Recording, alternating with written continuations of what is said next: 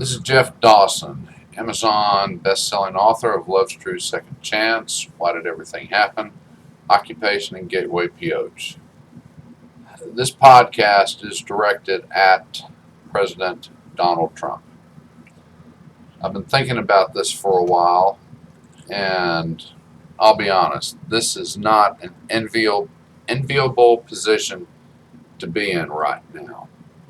We all know of the riots that have taken place in Minneapolis, St. Paul, Kenosha, St. Louis, LA, New York City, Jacksonville, Portland, Seattle, Dallas, Texas, and other cities.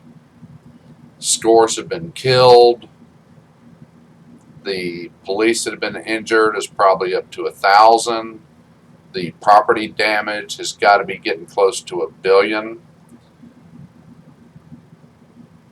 I understand what the mass media is doing, or the mainstream, whatever you want to call it. They don't like Donald Trump. We've known that since 2015. We know the Hollywood elites don't like him. But he is in a really precarious position right now. And sir, I do hope that your advisors and the chiefs of staff are talking. Everyone, if you watch the news, for the most part, is blaming you for the unrest. It doesn't matter if the cities, the counties, the states are democratically controlled or if they're Republicans control it. They are going to have you shoulder the blame. I understand the Constitution. I understand that you cannot send the military in unless the states ask for it. Unless you have to enforce martial law, and then all bets are off. And I'll be honest, that is the last action I want to see as an American. People don't understand what martial law will entail. They don't understand checkpoints. They don't understand curfews. They don't understand that the military will not be carrying pepper spray. They won't be carrying mace. They won't be carrying pepper ball guns. They won't be carrying rubber bullet guns. They will be carrying full-loaded automatic weapons. And anyone that doesn't comply with orders will be shot. This is what they don't understand. The National Guard works under different directives. The military works under a winning directive. And you only win by killing the enemy. As I said, this is the last thing I want to see on American streets. But I understand we are also at a tipping point. That if the states, if the cities, the counties, the states refuse to bring back law and order on their streets, the options become limited real fast, because it doesn't matter if the citizens are independent, Democratic, Republican, or non-political. They are still citizens of the United States. And many will see it as a declaration of war against citizens of the United States. It is a political hot football right now.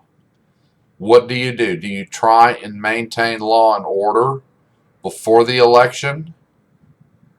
If you win, do you do it after the election? But it's the election that concerns me the most. Many states are talking about mail-in voting, and we have 5 that have perfected it over 10 years. There is no way 45 states are going to be able to perfect this in 3 months. Kenosha is going to have a real problem since their post office was pretty much destroyed over this. But what about the voters like myself that are actually going to go to the polling booths and vote? Everyone's talking about mail-in voting, the pros, the cons, the fear, the uncertainty. What about the polling booths themselves? The actual buildings. Have you been in touch with governors and discussed safety measures at the actual polls? If I'm a strategist and I want to suppress a vote, what better place to go than create mayhem and havoc at the places where people are going to walk in and vote? Because these people that are instilling all this violence and promoting it won't care what party the people are showing up to vote for. They're just going to look at it as a polling place and decide to attack it, or do their best to scare people away. And then when the polls close, if they even get that far, how many tens of millions of Americans will not have been able to cast their vote, which is our right?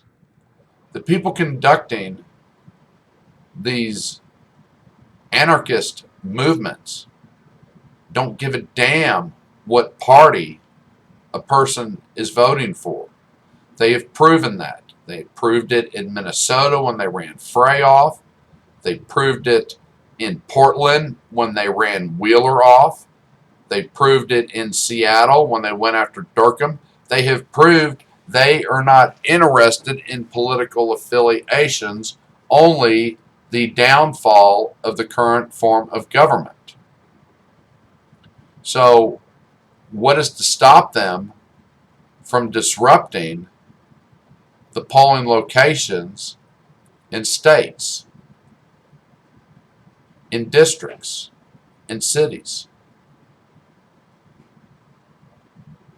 I hope you get this message. And I hope you get with your advisors and you get with the governors and develop a plan. You've only got about 60 days. But this needs to be addressed. Not the day of the election, because then it will be too late. I live in Dallas County. The Dallas police force is understaffed by, I think the last count I saw was like 600 officers. They aren't going to have the manpower to watch every polling location. Tarrant County, Collin County, Denton County. This needs to be addressed, and it needs to be addressed pretty damn fast. It will be a monumental undertaking. I can see each governor having to call up all of the National Guard. I can see them having to use their state police, the sheriff's departments, to watch over and secure polling areas and precincts. And sadly, I can also see the military police from all branches called up and deployed across the country to ensure that every American that wants to go to the polls and cast their vote is allowed to.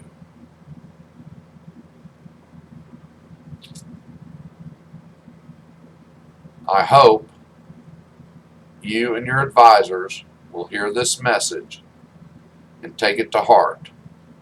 Mail-in voting is one thing. Going to the polls is another. And every poll location in the precincts must be made safe for all of us. Thank you for your time, and I'll hope you'll take this message to heart. Thank you.